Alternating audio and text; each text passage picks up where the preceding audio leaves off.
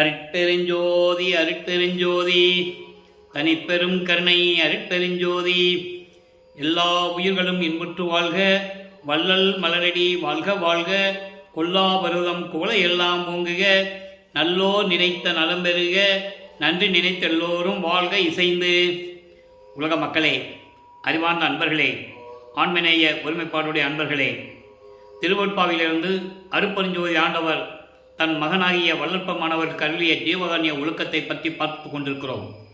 ஜீவகாருண்ய ஒழுக்கம் பசி, கொலை, பிணி, தாகம், இச்சை, எளிமை, பயம் என்ற 7 பிரிவுகளில் நமக்கு ஜீவகாருண்ய ஒழுக்கத்தை பற்றி தெளிவாக நமக்கு அருளியிருக்கிறார்கள் நமது பிள்ளை பெருமானவர்கள். இந்த நிலையில் நாம் பசியினுடைய கொடுமைகளை பற்றியும் பசியை எப்படி போக்குவது பற்றியும் என்ற நிலைகளை எல்லாம் பார்த்து விட்டோம். இன்று கொலை. கொலை என்பது பசியையும் கொலையும் நீக்குவது பரஜீவகாருண்யம். கொலை என்பது 2 வகைப்படும். ஒரு ஜீவன், ஒரு உயிரினம் பசியினால் உயிரை போக்கிக் கொள்ளுவது. இரண்டாவது, ஒரு உயிரினங்களை கொல்லும்போது, அந்த கொலை நேரிடும் போது அதை தடுப்பது. இந்த 2 வகைகளிலே வல்லற்பமானவர்கள் கொலையை பற்றி நமக்கு கூறியிருக்கிறார்கள். இந்த பசியையும் கொலையையும் நீக்குவது பரஜீவகாருண்யம். அப்போ இந்த கொலை என்ற ஒரு உயிரை கொலை பண்ணும்போது அதை எந்த வகையிலாவது, எந்த தந்திரத்திலாவது அதை தடுக்க வேண்டும் என்று பிள்ளை பெருமானவர்கள் நமக்கு அருளியிருக்கிறார்கள். இதை திருவொட்பாவிலே நமக்கு தெளிவாக அருளியிருப்பார்கள். ஒரு உயிரை கொல்லும்போது, ஒரு மனிதன் ஒரு உயிரை கொல்லும்போது, ஆடு, மாடு, கோழி, பன்றி, இப்படி உயிரினங்களை கொல்லும்போது அதை பார்க்க நேரிட்டால் எவ்வித தந்திரத்தாலாவது அந்த கொலையை நிறுத்த வேண்டும் என்று கூறுகிறார். காலங்காலமாக உயிரினங்களை கொன்று அந்த உடம்பை மனிதனுக்கு உடம்பாக எடுத்துக்கொள்கிறார்கள், மனிதனுக்கு உணவாக எடுத்துக்கொள்கிறார்கள். ஒரு உயிரை கொன்று அந்த உடம்பை இந்த மனித உடம்புக்கு உணவாக எடுத்துக்கொள்ளக்கூடாது என்பதுதான் ஜீவகாருண்ய ஒழுக்கத்திலே நமக்கு அருளியிருக்கிறார்கள். அதை திருவொட்பாவிலே பாடலிலே, அப்படி கொலை வெறி கொண்டவன் ஒரு உயிரை கொலை செய்கின்றவனை பார்த்தால் அவனை ஒரு துரும்பாக எண்ணி விலகிவிட வேண்டும் என்று கூறுகிறார். கோடாது கோடி கொடுத்தாலும் சைவ நெறி நாடாதவர் அவையை நன்னியிடேன். வல்லப்பமானவர்கள் உலக மக்களுக்கு அறிவுறுத்துகிறார். கோடான கோடி கொடுத்தாலும் சைவ நெறி நாடாதவர் அவையை நன்னியிடேன். கோடாது கொல்லா விரதமது கொல்லாரை காணில் ஒரு புல்லாக எண்ணி புறம்புலிக. இது திருவொட்பாவிலே நெஞ்சறி உறுத்தல் என்ற பதிகத்திலே 1ஆம் திருமுறையிலே நமக்கு அருளியிருக்கிறார்கள்.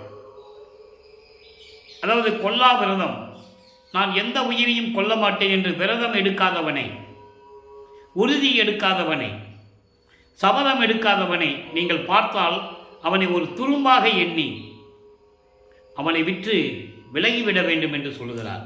அவனோடு நட்பு வைக்கக்கூடாது, உறவு வைக்கக்கூடாது என்று சொல்லுகிறார். அப்போ புலையும் கொலையும் தவிர்த்தவர்கள் தான் சுத்த சன்மார்க்கத்தை சேர்ந்தவர்கள், நமது இனத்தார் உறவினர் என்று சொல்லுவார். கொலையும் புலையும் தள்ளாரை புற இனத்தார் என்று சொல்லுவார். புற இனத்தார் என்பது சுத்த சன்மார்க்கத்தை சேராதவர்கள். அவர் சமயங்களிலும் மதங்களிலும் மார்க்கங்களில் இருந்து கொண்டிருக்கின்றவர்கள். அவர்களுக்கு ஆண்மநேய உருக்கம் இருக்காது, உயிர் இரக்கம் இருக்காது, ஆண்மநேய ஒருமைப்பாடு இருக்காது என்பதை நமக்கு தெளிவாக அறிவிக்கிறார்கள். அப்போ ஒரு உயிரினம் கொலை செய்யும் போது, அந்த கொலை நேரிட்ட போது அதை எப்படியாவது எந்த தந்திரத்தால் தடுக்க வேண்டும் என்று கூறுகிறார். எவ்வளவு பணம் கொடுத்தாலும் சரி, கோடி கோடியாக பணத்தை கொடுத்தாலும் சைவ நெறி இல்லாதவர்களுடைய நட்பு தேவையில்லை என்று சொல்கிறார். கோடி கோடியாக பணம் கொடுத்தாலும் சரி, சைவ நெறியை பின்பற்றக்கூடிய நட்பு இல்லை என்றால் அங்கே தேவையில்லை என்று கூறுகிறார். ஆக கொலையை மிகவும் வலியுறுத்தி கூறியிருக்கிறார்கள் திருவொட்பாவிலே. என்றால் சுத்த சன்மார்க்கத்துடைய முக்கியமான நெறியாகும் கொலையும் புலையும் தவிர்த்தல் முக்கியமான ஒரு நெறி. இப்போ பகையினால் வரும் கொலையை தவிர்க்க வேண்டும் என்று தெளிவாக நமக்கு கூறியிருக்கிறார்கள். ஜீவகாவியத்த ஒழுக்கத்தினால் உண்டாகும் ஆன்ம அறிவால் அதை அறிய வேண்டும். அதாவது பசியினால் வரும் கொலையை தவிர்க்க வேண்டும், பகையினால் வரும் கொலையையும் தவிர்க்க வேண்டும். அப்போ இது ஜீவகாருண்ய ஒழுக்கத்தில் உண்டாகும் ஆன்ம அறிவை கொண்டுதான் இதை அறிய முடியும். அதே நேரத்தில் பசிக்காகவும் ஒரு உயிரை கொன்று அதன் உடம்பை தனது தேகத்திற்கு உணவாக எடுத்துக்கொள்ளக்கூடாது என்பதை நமக்கு தெளிவாக பாடலிலே அறியிருக்கிறார்கள். ஆடு, மாடு, கோழி, மீன் இப்படி உயிரினங்களை கொன்று அந்த உடம்பை நம் உடம்பிற்கு உணவாக எடுத்துக்கொள்ளக்கூடாது என்பதை தெளிவாக நமக்கு அறியிருக்கிறார்கள். இறைவன் அருளை பெற வேண்டும் என்றால் ஏற்கனவே நாம் கூறியது போல புலையையும் கொலையும் தவிர்த்திருக்க வேண்டும். இதிலே இறைவன் அருட்பெருஞ்சோதி ஆண்டவர் எப்படி அருளை கொடுப்பார், அவருடைய அருளை எப்படி பெறுவது என்ற நிலையை 6ஆம் திருமுறையிலே காட்சி கழிப்பு என்ற பதிகம் 41வது பதிகத்திலே 3வது பாடலிலே கூறியிருப்பார். 4வது வரியிலிருந்து 3வது பாடலில் கூறியிருப்பார். கொல்லாமை விரதம் என கொண்டார் தம்மை தல்லானை, கொலையும் புலையும் தல்லாரை தழுவானை. அருட்பெருஞ்சோதி ஆண்டவர் அதாவது எந்த உயிரையும் நான் கொல்ல மாட்டேன், எந்த உயிரையும் நான் துன்புறுத்த மாட்டேன் என்று சபதம் எடுக்காதவனை இறைவன் தழுவ மாட்டான். கொலையும் புலையும் தல்லாரை தழுவானை. அதே நேரத்தில் கொல்லாமை விரதம் என கொண்டார் தம்மை. அங்கே என்ன சொல்லுவார், நெஞ்சிரி ஊர்த்தல்ல, எந்த உயிரையும் கொல்ல மாட்டேன் என்று சபதம் எடுக்காதவனை ஒரு துருமாக எண்ணி விலகிவிடு என்று சொல்லுவார். இங்கே என்ன சொல்றாரு, கொல்லா விரதத்தை உறுதியாக எடுத்தவனை இறைவன் விலக்கிவிட மாட்டான், அணைத்துக் கொள்ளுவான், அருளை கொடுப்பான். அதே நேரத்தில் கொலையும் புலையும் தல்லாரை தழுவானை, இறைவனிடமிருந்து அருளை பெற முடியாது என்று கூறுகிறார். அப்போ சுத்த சன்மார்க்க நெறிகளை மக்களிடம் சொல்ல வேண்டும். அருட்பெருஞ்சோதி அருட்பெருஞ்சோதி தனிப்பெருங்கனை அருட்பெருஞ்சோதி என்ற மகாமந்திரத்தை உச்சரித்தால் மட்டும் போதாது, கூடுமான அளவை ஜீவகாருண்ய ஒழுக்கத்திலையும் இருக்க வேண்டும். அப்போ சுத்த சன்மார்க்க நெறிகளை பின்பற்ற வேண்டும். இந்த நிலையில் இருக்கும்போது ஒரு உயிரினுடைய கொலையை, ஒரு உயிரினுடைய தயவை வேறே யாருமே இந்த பிரபஞ்சத்தில் இவ்வளவு அழகாக கூறியதில்லை.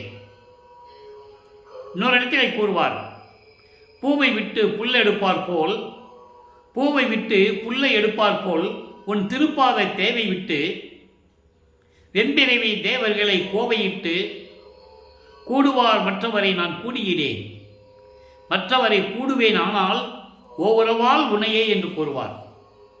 கொலையை பற்றியும் சிறு தெய்வங்களை பற்றியும் எவ்வளவு அழகாக திருவருட்பாவிலே நமக்கு அருளியிருக்கிறார்கள் என்பதை தான் பார்த்து கொண்டிருக்கிறோம். அதாவது ஒரு மனிதனிடம் ஒருத்தருக்கு சொல்கிறோம், ஒரு நந்தவனத்துக்கு போய் ஒரு பூ எடுத்துகிட்டு வாப்பான்னு சொல்கிறோம். அவன் பூவுக்கு பதிலாக புல் எடுத்துகிட்டு வரான், அறிவின்மையினால். அப்போது ஒரு உன்னுடைய திருப்பாவை தேவை விட்டு, அப்போ அருட்பெருஞ்சோதியாண்டவர் தான் இறைவன், அவன் திருவடியை வணங்குகள் என்று நாம் சொல்லுகிறோம். அதை விட்டுவிட்டு வெம்பிறவி தேவர்களை, வெம்பிறவி தேவர்கள் என்பது இந்த உயிரினங்களை பலியிடக்கூடிய தேவர்கள்,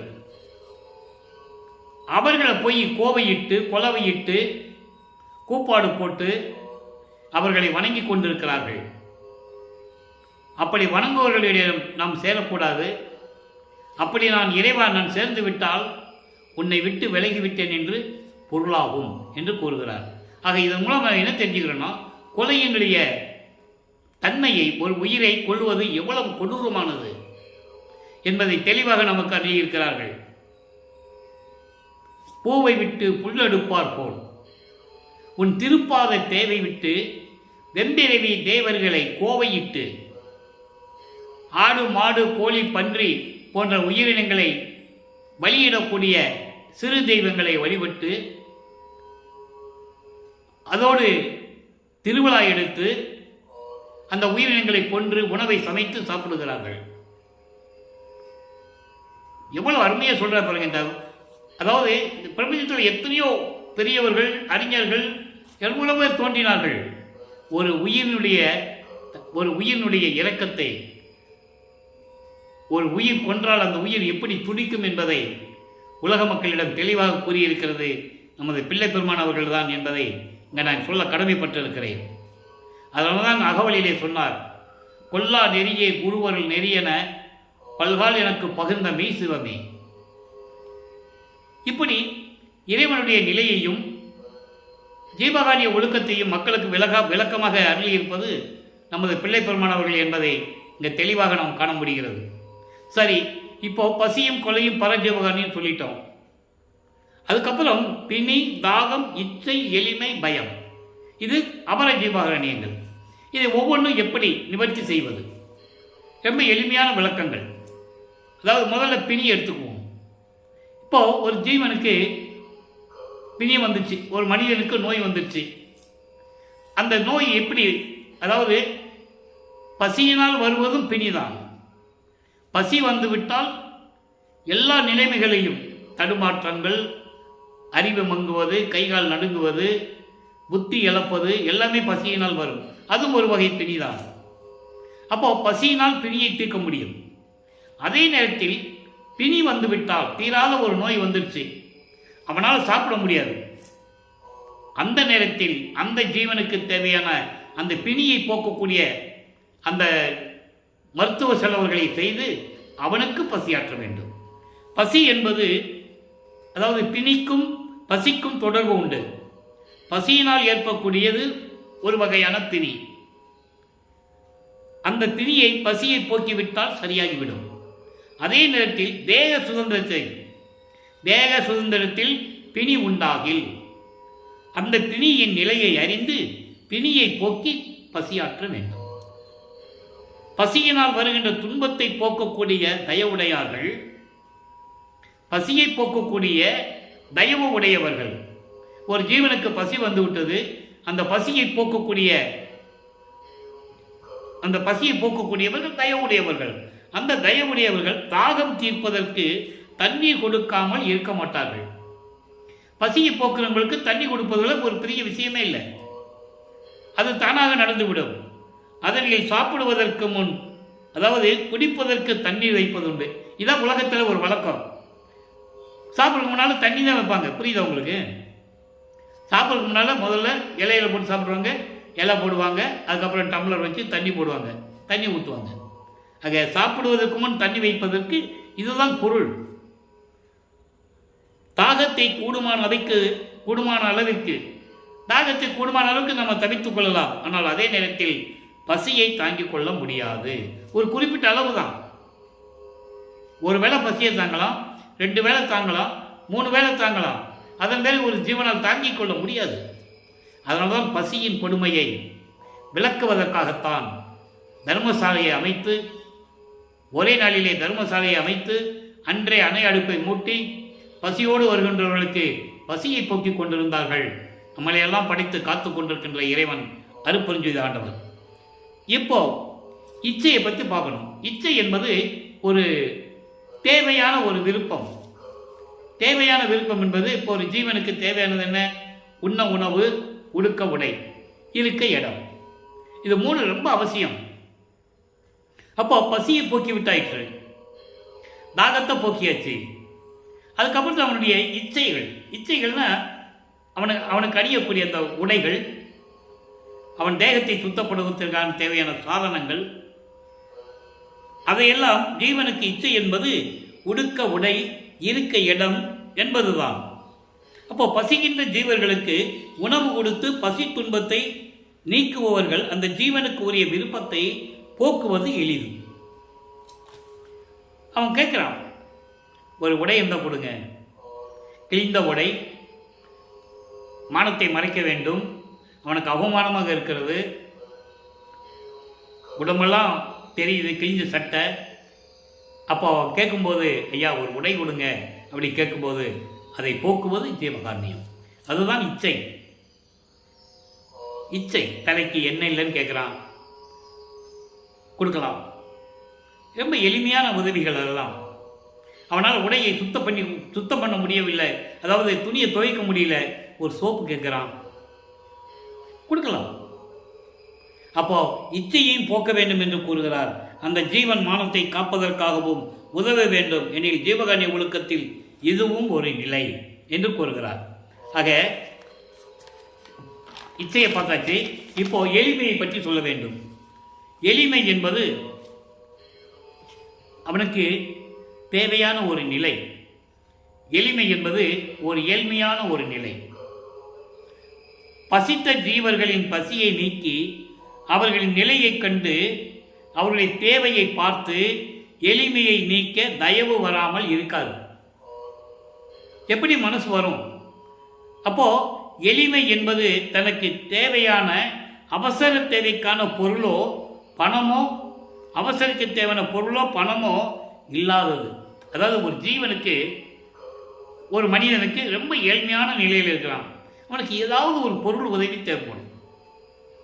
ஏதாவது ஒரு காரணத்திற்காக அவன் அந்த பொருளை வாங்கிட்டு போய் பெரிய மாளிகையோ இதெல்லாம் கட்ட போகிறதில்லை. அவனுக்கு தேவையானது, நான் சொன்னது போல் ஒரு தலைக்கு எண்ணெய் வைக்கிறது, போட்டுக்கிற உடைக்கு சுத்தம் பண்ணுறதுக்கு ஒரு சோப்பு வாங்கிக்கிறதுக்கு, இதுதான் எளிமை. எளிமை என்பது அவனுக்கு தேவையான சில பொருள்கள், பண வசதி. அப்போது அந்த மாதிரி நிலையில் இருக்கும்போது பசி வருகின்ற தேவையை தவிர வேறு எதுவும் இல்லை என்ற நிலையில் எந்த தேவையாயினும் தள்ளி போடலாம். ஆனால் பசியை தள்ளி போட முடியுமா? முடியாது. இப்போ எளிமையை கூட இன்னைக்கு துணி துவைக்கலாம், நாளைக்கு கூட துவைச்சிக்கலாம். இதே சொல்கிறோம்னா ஒன்றுக்கு ஒன்று தொடர்பு இருக்குது. பசிக்கும் பிணிக்கும் தொடர்பு, பசிக்கும் கொலைக்கும் தொடர்பு, பசிக்கும் இச்சைக்கும் தொடர்பு. அதனால 7 பிரிவுகளில் நமக்கு ஜீவகாருண்ய ஒழுக்கத்தை புலற்பெருமான அருளியது. அடுத்து இப்போ இச்சை, எளிமை, தாகம் சொல்லியாச்சு. இப்போ பயத்தை சொல்லணும். பயம் என்பது ஒரு ஜீவனுடைய பயத்தை போக்க வேண்டும். காரணம், பசியினால் வரும் பயத்திற்கும் கொலையினால் வரும் பயத்திற்கும் மிஞ்சிய பயம் ஒன்றுமில்லை. அது வந்து நம்பர் 1. அடுத்து பயத்தை எந்த வழியிலாவது போக்கிக் கொள்ளலாம். ஆனால் பசியை அவ்வாறு போக்க முடியாது. உணவு உண்டால்தான் பசி தீரும். பயம் என்பது சிறு தெய்வங்களால் ஏதும் தீங்கு வருமோ என்று எண்ணக்கூடும். அந்த பயம் தேவையில்லை. அருட்பெருஞ்சோதி ஆண்டவர் இருக்கும்போது அந்த பயம் தேவையில்லை. பசியினால் பயம் வந்து, இப்படியே பசி தொடர்ந்தால் நமக்கு மரணம் வந்து விடுமோ என்ற பயம் வந்து, மற்ற ஜீவர்களினால் நமக்கு ஏதாவது தீங்கு வருமோ என்று பயம் வந்து அவன் நடுங்கிக் கொண்டிருக்கக்கூடாது. அந்த நிலையை போற்ற வேண்டும், அந்த நிலையை போக்க வேண்டும், பயத்தை போக்க வேண்டும். திருவருட்பாவிலே அருள் விளக்க மாலையிலே கூறுவார், அவர்கள் அதாவது கொலை செய்பவர்களாக இருந்தாலும் சரி, ஒரு உயிர்களை கொலை செய்பவனாக இருந்தாலும் சரி, புலால் சாப்பிடுவதாலும் சரி, அதாவது ஒரு விபத்தை பார்க்க நேரிட்ட போது நம்ம போயிட்டு இருக்கோம். அவன் எந்த மதம், எந்த சமயம், எந்த சாதி நமக்கு தெரியாது. ஒரு ஆக்சிடென்ட் ஆகிடுது. அந்த நேரத்தில் அதை நம்ம பார்க்கக்கூடாது. அப்போ அவனுக்கு உதவி பண்ணி அவனுடைய பயத்தை போக்க வேண்டும். அவன் பயப்படுவான், கால் கையில் அடிபட்டுச்சு, நம்ம பிழைப்போமோ பிழைக்க மாட்டோம் என்ற ஒரு பயம் இருக்கும் அவனுக்கு. அந்த பயத்தை போக்க வேண்டும். அதே நேரங்களில் அவனிடம் பயத்தை போக்கும்போது சுத்த சன்மார்க்க நிலையை கூற வேண்டும். நம்ம உதவி செய்யணும்ல, அப்போ சுத்த சன்மார்க்கத்தை பற்றி சொல்லணும்ல. இந்த நிலையில் இருக்கும்போது, சமயங்களிலும் மதங்களிலும் மார்க்கங்களில் இருக்கும்போது கூட சிறு தெய்வங்களின் தொல்லைகள், அந்த பிரச்சனைகள், அதனால் வருகின்ற பயங்கள் அவனுக்கு ஏற்படும். அப்போ அந்த பயத்தை போக்க வேண்டும். ஜீவகாருண்ய ஒழுக்கத்தில் இருக்கும்போது அந்த பயம் நீங்கிவிடும். அப்போ சுத்த சன்மார்க்கத்தில் இருக்கணும். சுத்த சன்மார்க்கத்தில் இருந்து அவனுக்கு எந்த பயமும் இருக்காது. அது இல்லாதவங்களுக்கு தான் அந்த பயங்களாக இருக்கும். அதே நேரத்தில் சுத்த சன்மார்க்கத்தில் இருக்கும் மற்ற துன்மார்க்கங்களினால் எந்த தீங்கும் நேரிடாது, பயம் தேவையில்லை என்று கூறுகிறார். அப்போ ஒரு உயிரினங்கள் கொலை செய்யும் போதும் சரி, அந்த பயத்தை எப்படி தனக்கு ஏற்பட்டது என்பதை அனுபவத்தில் பிள்ளைப்பெருமான் அவர்கள் கூறியிருக்கிறார்கள். அதை அழகாக பார்க்கலாம். 6ஆம் திருமறையிலே 20வது பதிகம் பிள்ளை பெரு விண்ணப்பம் என்ற பதிகத்திலே 3வது பாடலிலே தெளிவாக கூறியிருப்பார். பாடலை படிக்கிறேன், நல்லா கவனிங்க. அதாவது, நலிதரும் சிறிய தெய்வம் என்று ஐயோ நாட்டிலே பல பெயர் சூட்டி பலிதர ஆடு பன்றி குக்குடங்கள். குக்குடங்கள் என்பது கோழி. குக்குடங்கள் பலிகடா முதலிய உயிரை பொலிவுறக் கொண்டே போகவும் கண்டே புந்தி நொந்து உள்ளம் நடுக்குற்றேன். கலியூறு சிறிய தெய்வ வெங்கோயில் கண்டபோல் காலத்திலும் பயந்தேன். அதாவது இந்த ஆடு மாடு கோழி பன்னி அதாவது கோழி இவற்றெல்லாம் எடுத்துட்டு போறாங்களாம் சிறு தெய்வங்களை பலியிடுவதற்கு. அதை பார்க்கும் போதெல்லாம் என் உள்ளம் நடுங்கிற்று. புந்தின அறிவு மங்கியது. இப்படி சிறு தெய்வங்கள் கோயில்களை கண்ட போதெல்லாம் நான் பயந்தேன் என்று கூறுகிறார். பயத்தை கூறுகிறார். இந்த பயத்தை போக்க வேண்டும். இந்த பயத்தை போக்க வேண்டும் என்றால் ஜீவகானிய ஒழுக்கத்தில் இருக்க வேண்டும். ஜீவகானியத்து ஒழுக்கம் நமக்கு கடைபிடிக்க வேண்டும் என்றால் சுத்த சன்மார்க்கத்தில் இருக்க வேண்டும். அதனால இதை சொல்றார் அவர். சிறு தெய்வங்களுடைய கோயில்களை கண்டு நான் பயந்தேன் என்று கூறுகிறார். சிறு தெய்வங்களை பற்றி கூறும்போது திருப்பாவிலே கூறுவார், மறந்தும் என்ற நாவால் உரைக்க மாட்டேன் சிறு தெய்வ நாமங்களை என்று கூறுவார். மறந்து கூட நான் சிறு தெய்வ நாமங்களை பெயர்களை நான் சொல்ல மாட்டேன் என்று கூறுவார். என்றும் மெய்கண்ட நான் மற்ற பொய்கண்ட தெய்வங்களை மேவுவேனோ? எப்பவுமே நான் உன்னைதானே இறைவனா நினைத்துக் கொண்டிருக்கிறேன். அப்படி இருக்கும்போது சிறு தெய்வங்களை நான் எப்படி நினைத்துக் கொள்ளுவேன்? இது ஏன் சொன்னாருன்னு நம்ம முதல்ல கவனிக்கணும். அதாவது ஜீவகானிய ஒழுக்கத்தை சொல்லும்போது அந்த ஜீவகானிய ஒழுக்கம் எங்க உருவாச்சு? சுத்த சன்மார்க்கத்தில் உருவாச்சு. அப்ப சுத்த சன்மார்க்கத்தில் இருக்கும்போது இந்த விதமான பயம் தேவையில்லை. அதுக்கு அடுத்து சொல்வார் பாருங்க. அதாவது துண்ணென கொடியோர் பிற உயிர் கொல்லத் தொடங்கிய போது, ஒரு உயிரை கொல்லத் தொடங்கிய போது கொலை செய்ய போறான். ஒரு ஆடையோ மாடோ பன்னியோ கோழியோ அறுக்க போறான், வெட்ட போறான்னு வச்சுக்கோங்க. அப்படி பிற உயிர் கொல்லத் தொடங்கிய போது எல்லாம் பயந்தேன். அப்போ ஒரு உயிரை கொல்லும் போது நமக்கு அந்த பயம் அந்த உயிரை தடுக்கணும். ஐயோ கொல்ல போறானே, அந்த உயிருக்கு எப்படியெல்லாம் அவஸ்தை வருமோ என்று அதை தடுக்க வேண்டும். அதனால அவர் பயந்த மாதிரி மக்களுக்கு சொல்றாரு. அடுத்து கண்ணினால் ஐயோ பிற உயிர் பதைக்க கண்ட காலத்திலும் பதைத்தேன். அந்த உயிர்கள் எப்படி துடிக்கும் தெரியுமா? அதை பார்த்து என் உள்ளம் பதைத்தது. மண்ணினில் வளையும் தூண்டிலும். மண்ணினில் வலை என்பது பறவைகளை பிடிப்பதற்காகவும் கன்னிகள் வைத்து வலையை போட்டிருப்பாங்க தரையில். அடுத்து தூண்டில் என்பது மீன்களை பிடிப்பது. தூண்டில் போட்டு மீன் பிடிக்கிறது. மண்ணினில் வலையும் தூண்டிலும் கன்னி வகைகளும் கண்ட போதெல்லாம் எண்ணி உள்ளம் நடுங்கிய நடுக்கம் எந்தை நின் திருவுள்ளம் அறியுமே. அப்படி உயிரினங்களை பிடித்து கொள்ளும்போது என் உள்ளம் எப்படி பதபதித்தது என்பதை என் தந்தையாகிய அருட்பெருஞ்சோதி ஆண்டவரே உன் உள்ளத்துக்கு தெரியும் இல்ல. கொலையை பற்றி அவ்வளவு விவரமாக விளக்கமாக நமக்கு அருளியிருக்கிறார்கள். அப்போ ஒரு ஜீவன் உயிரோடு துடிக்கும் போது எந்த நிலையில் இருந்திருக்கும் என்று நாம் எண்ணி பார்க்க வேண்டும். அதனால்தான் ஜீவகானிய ஒழுக்கத்திலே இந்த 7 பிரிவுகளை வைத்து பசி, கொலை, இது பரஜீவகானியம். மீதியெல்லாம் அபரஜீவகானியத்தை இன்னைக்கு நம்ம பார்த்துருக்கோம். இச்சை, எளிமை, பயம், தாகம், பிணி, இதெல்லாமே பரஜீவகானியம். ஆக ஜீவகானிய ஒழுக்கத்தில் இருக்க வேண்டும். ஒரு மனிதனாக பிறந்துவிட்டால் ஜீவகானிய ஒழுக்கத்தில் இருக்க வேண்டும். மற்ற உயிர்கள் எடுத்து நேசம் வைக்க வேண்டும், அன்பு வைக்க வேண்டும், உயிர் இரக்கம் வேண்டும். இது சுத்த சன்மார்க்கத்தில் இருந்தால்தான் வரும் என்பதை நாம் ஏற்கனவே பல பாடலுடைய விளக்கங்களை பார்த்திருக்கிறோம். விண்ணப்பங்களில் கூட விண்ணப்பமானவர்கள் தெளிவாக அருளியிருப்பார்கள்.